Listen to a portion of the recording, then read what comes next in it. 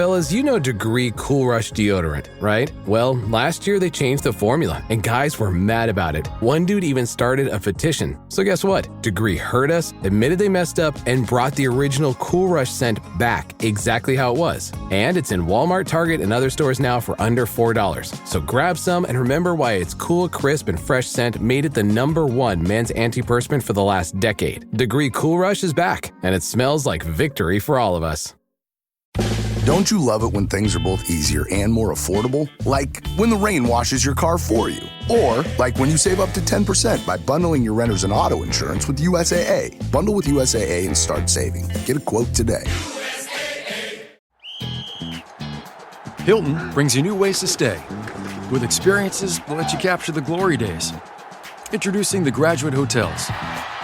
Each inspired by local college towns, these stays are always original and never boring. Get in touch with traditions all across the country and enjoy a stay that's a class above the rest. Book at Graduate Hotels with Hilton Honors Points at Hilton.com. It's a win-win. Hilton, for the stay. From the Fifth Quarter Studios in Madison, Wisconsin, you are listening to High School Hoops with our hosts, Steve Collins and Jake Steger. All right, welcome. High School Hoops, episode 58. Hopefully the leaves are changing where you live. Before we get started on this one, we're going to give a big shout out to Dr. Dish, the best shooting machine on the market. If you don't have one and your season's starting, you should go buy one. Mention High School Hoops or Coach Unplugged. They'll give you $300 off, so that's awesome. Go back and listen to the other 57, and I'll tell you why you should do it. And also, same thing with teachhoops.com. You know, here's my theory with teachhoops.com. Everybody needs a mentor. Everybody needs somebody to bounce ideas off of. I swear to God, my wife thinks I'm always looking at my phone because usually I'm responding to teachhoops.com members like, oh, I can't log in, or how do you handle 131? Or, I mean, literally through our, I know last week when we were doing a podcast last week, I had like 3 little things pop up on the screen, you know, with questions. It's like, oh, okay, I'll get to those after the podcast. But go check it out. 14-day free trial as we talk. All right, so episode 58. What are we doing in episode 58, Coach? So last week we had a really long podcast, and it actually ended up talking about conducting tryouts and planning tryouts. So and the next thing we want to do is just continue to build on our season. So how do you then plan your first week of practice with your guys or girls to go on with the season? So that first initial week, once you've had your tryouts, what do the next 5 or 6 practices look like? So do you mean after you pick your team? Yep, right after. So we're to the point of we've posted on the locker room or whatever way you post the teams. They've been selected. You've decided what underclassmen you're going to bring up to your varsity. All that stuff, those decisions have been made. What does the first week of practice planning look like, and what are some of the goals that have you changed over the years? Has it been pretty consistent? Does it change because of what team you have? You know, all those different things that we can talk about is as you plan your first week of practice with your team. Yeah, so a couple things. First of all, going back to the tryout things, I talk to every kid I cut or keep. I haven't 30 years, I've never put a list on a wall. I just don't do that. I figure if they have enough guts to come and try out early morning and sit through my tryouts for a couple of days, they have the right to look me eye. And now I've had tears. I've had kids that want to hit me. I've had kids that it's miserable. It's literally one of the reasons I'll probably quit. It's a horrible day, but they deserve that from me. They don't. I think that's awesome, Coach. I think in the end though, they're going to learn. That's a valuable skill that you can teach young men and women. The reality of brutal honesty. I think so often we're not honest with kids. Yep. You know, it gives them an opportunity to ask questions. You can be brutally honest with them and say, well, this is why you didn't make the team. I mean, so often, a list doesn't do that for you. A list doesn't do that for you. Right. And like you said, I agree that they deserve a little bit of, you know, they committed time for you. They sacrificed some time for you. It just makes your program just look better in a sense too. Right. It goes to, you and I have talked about this, is truth or harmony. Do they want the truth or they want harmony? Most kids want harmony, and I'm going to give them the truth. And it's like, and this goes back, we could do a whole podcast on tryouts, on after tryouts. We should do that at some point. Maybe the end of October, we'll do what you do after tryouts. Because, how do you handle the cuts? That would be a good one to do. How do you handle cuts and then handle what happens after tryouts? But anyway, I think you're better off if they're never going to play. They're never going to, you don't see any progression. It's like you're just you're selling them a false bill of sales too. It's like, yeah, you're number 17 and you're never going to play. I'm better off cutting you than letting you sit there for 4 months, 5 months. It's such a long season. So anyway, I got off task there, but let's go back to the first week of practice. So after the team is picked, after we've done all that, so what I've started to do, and I've done this in the last probably since August with my coaches, is we are starting to map out drills. And actually what we want to do, we go out about 4 or 5 days, and we're going to map out exactly what we want to get in, how we want to implement our offense, how we want to implement our defense. That first Saturday is kind of, we're thinking of going twice that day, kind of an implement day, because we don't play or do anything like that.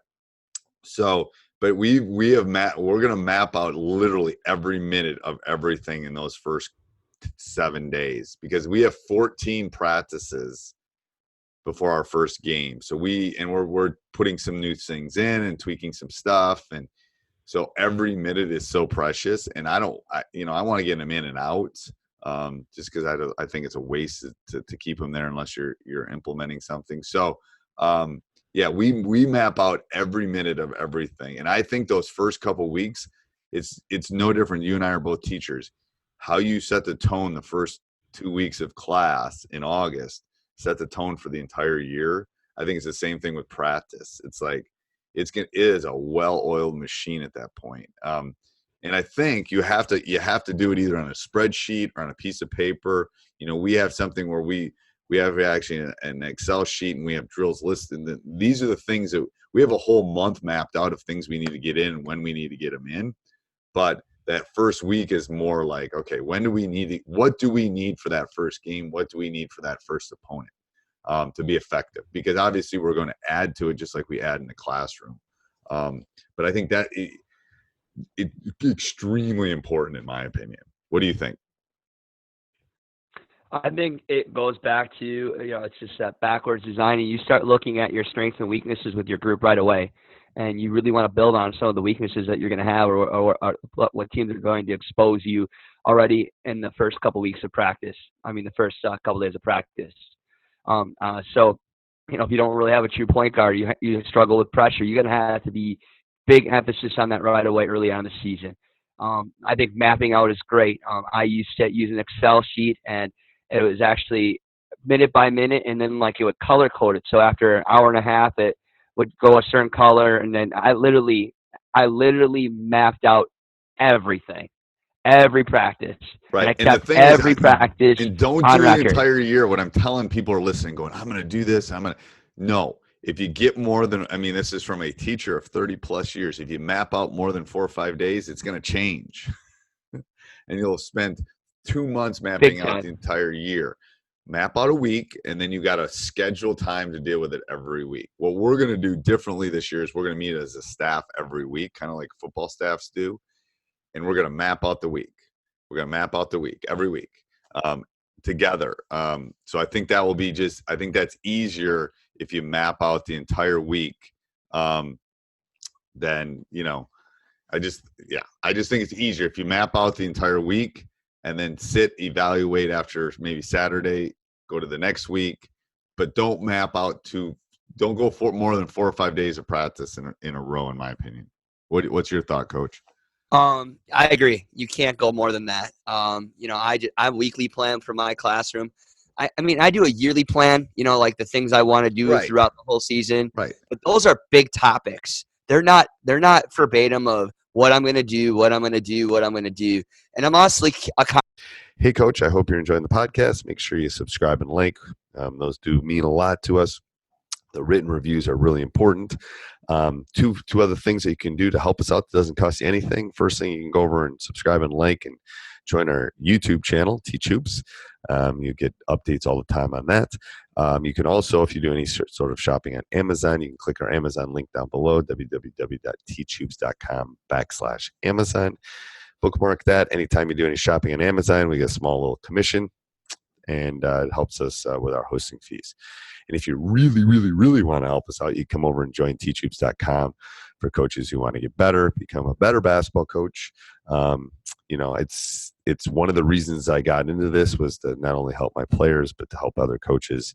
And like I said, we ask our players to work on their craft. Are you working on your craft? Let me help you become a better basketball coach. All right, back to the podcast. I'm constantly taking notes on my practice plan the day of that day. So if I miss something, I'm going back to it, and I'm constantly adjusting the next day. So I'm not taking verbatim. Monday's going to be Monday, and then Tuesday's going to be Tuesday.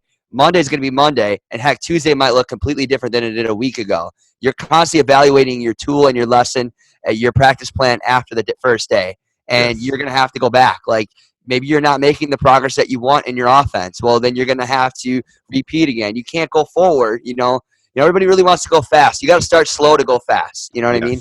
Yeah. And you want something mapped out kind of weekly or monthly, just so you don't, like, there's been times like we haven't taken enough shots, and you lose it in the noise of the season and stuff like that. So there is something, a plus for mapping out more than 4 or 5 days, maybe mapping out 2-3 weeks or a month. The other thing is that stick to doing things in time. So I think early on, probably in your coaching career, you get so mad that things weren't working out you would just be drilling that same concept for 45 minutes, and you're like, oh crap, I didn't even get half my practice done. Right. Like, you can only do so much, and they're going to get frustrated. Go back to it later in your practice, okay? Or you do it tomorrow, because you want to you got to get other stuff in. You got to stick to your plan to close as you can, and you got to make it, I don't like to do a drill or a concept more than 8 to 10 minutes at a time. I like to keep rotating and moving and constantly going, and it just keeps it engaging. I just think often people say, I don't know if that's an old school mentality. No, we're going to do this till you figure it out. I don't think it is, and it doesn't matter if you're a high school coach because you're listening to High School Hoops. Then put it on I put it up on the clock.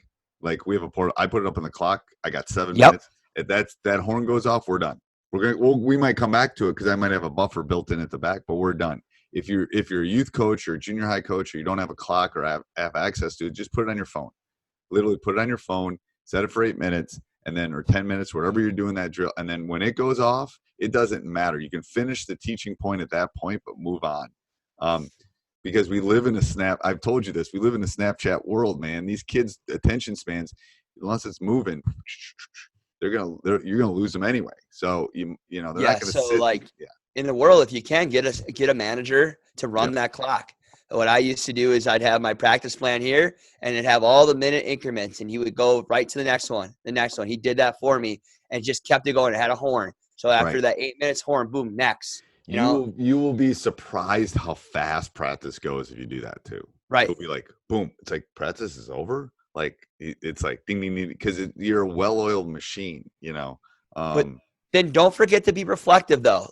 I am always constantly writing on that plan. So I type mine out, and then at the end I have my hard copy, and that's what I take home with me. And then I evaluate the next day, and I build on it. So I kind of map out a couple days, and then I'm constantly just evaluating my lesson plans every day. Yep. I mean, it's very similar to being a teacher. Yep. And the thing is that then, and we'll get to this when we do some stuff during season prep, but we do that post game every game. Like, what went well? What didn't go well? What do we need to work on? Oh, then I got to change the practice plan for tomorrow. Blah, blah, blah, blah, blah. So we do that. Doesn't matter if it's a scrimmage. Doesn't matter if it's a game. Doesn't matter if it's like maybe a week of practice and things weren't working the way we needed to. You got to go back and reevaluate at that point. I agree. All right. Anything else on that, Coach? I guess the only other thing we didn't really touch on is what do you focus on the first week of practice? Yep. So is there everything? You cannot do everything. No, I focus on our offense, which can entail, your fast break, can entail your secondary, can whatever it is. So our base offense goes in and our base defense goes in. So those Yes. are two must happen. I don't scrimmage the first Saturday. You know, I know a lot of people, I don't do that. I wait a week. I want another 3. I think that first Saturday after you've picked your team is too valuable a day to scrimmage, and we're not ready, you know. So we push it back, and then we go midweek the next week. But I want base offense, base defense, and then I'll put some other. I'll sprinkle some other things in. I'm just trying to get them into basketball mode at that point. But those are the two musts that I must get in, because I'm only talking 3 or 4 practices at that point the rest of the week. Yeah, and then I think you just want to try to install one thing every day, whether it's an out-of-bounds play. You want to gradually build. You don't want to do 4 or 5 out-of-bounds plays in one day. Right. You want to build on that, and then you want to, even another thing too is like, it's still okay early in the season to do quick situations. I used to do I would have one thing I would say that I love to do in my practices, like throughout the practice, it'd be 4 or 5 times that I'd say, all right, in the middle of practice, it'd be 30-second situation. Here's how much on the clock, and here's our situation. And I'm going to give them the out-of-bounds play, but it's going to be an out-of-bounds play we're going to actually use in the season, but we're going to draw it up first and see how they can do it before they even learn the play. And then we'll go back. That would be that at that point. Then after they've done it, we'll be like, all right, guys, here's the actual way of running it. This is how you guys ran it. Now we're going to learn it because we're going to install it. And that was kind of the way I kind of did my out-of-bounds plays every year. Is I would draw it up first and see how they could do it just by doing it. Great teaching moment, and then we would learn it after that. And so that's a great thing to do, is just constantly little installments, because you can't front load everything right away. Yeah, you want to sprinkle it in. So you're right. Sprinkle. I'll sprinkle in. I will sprinkle in an out of bounds play. I will sprinkle in a situation. I will sprinkle in one of our zone defenses, which isn't maybe our base. Right. Talk about it. All those things. But the first 3 or 4 days after I pick my team are base offense, base defense. With that, I agree. And part of it is we got to get some shots up. I want to see how we work in transition. How do we handle pressure? How do you have like 12 days. I got to figure out, who are my top 5? Who are my next ones? I'm trying to figure out pieces too of the puzzle. So I think that's a great point though. True. That's a great point about the sprinkling in. You definitely have to do that. And if you map it out, map out the month, that's easy to see. I agree. All right. Anything else on that? I think that's pretty good, actually. Okay. All right. Do we have a question this week? Yes, we do. One drill that you think that you do early on in the season that promotes toughness? Ooh, we play cutthroat a lot. No out of bounds, very few fouls.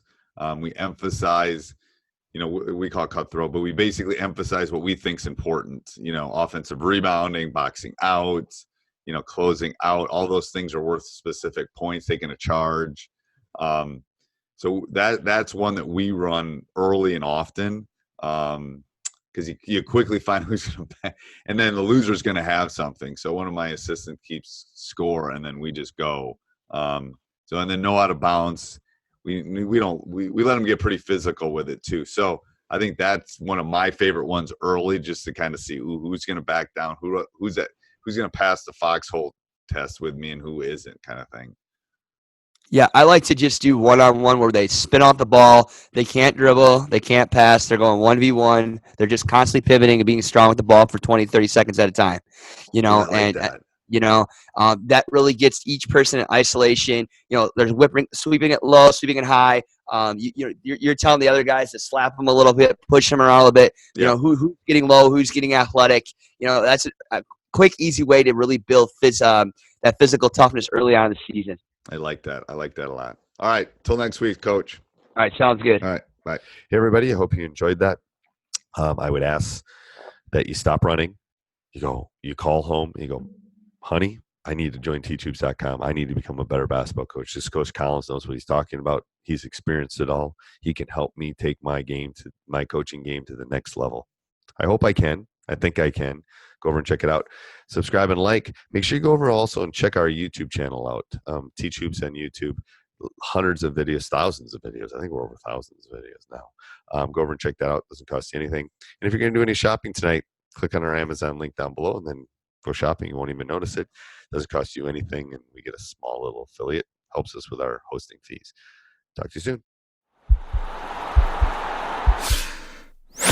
This podcast is part of the Sports Social Podcast Network.